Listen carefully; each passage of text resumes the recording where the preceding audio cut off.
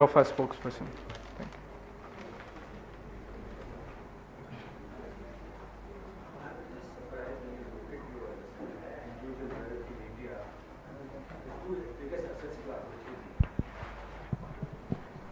you. Which is real estate, and the gold held in the physical format has not been forming a part of your total wealth. Is there any specific reason which, because I believe that would be the largest assets being held by the individual. That's question number one. Number two, basically you talk about that in next 4 years it's going to double. What are the underlying assumptions you made while assuming that it will going to be double in next 4 years? So let me take the first question. I think you came in a little bit after my introduction, which talked about this. So while we recognize the fact, and we have in fact accounted for the fact that increasing amounts of monies have been going to real estate and gold in particular, right? There are no reliable sources from the bottom up which let us do the math, right? So there is lots of reports from you guys which say gold is 50 lakh crores and real estate is maybe a bigger number than that.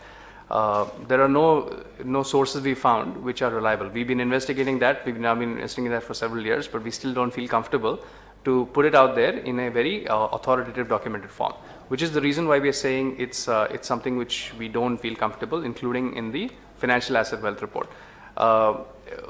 Although we do recognize the fact that increasingly the industry of advising clients has to take those into account, right? So the industry has historically been focused on financial assets, be it equity markets or be it fixed income debt markets, but increasingly real estate and now gold has become a part of that. So not just through gold ETF, but physical gold.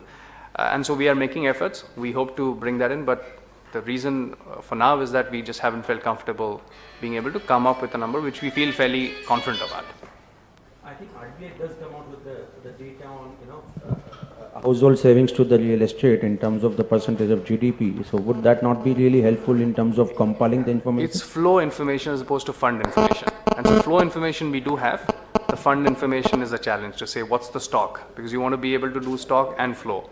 And the stock is where we have difficulty. Flow is relatively easy to find and estimate, but stock is where the problem is.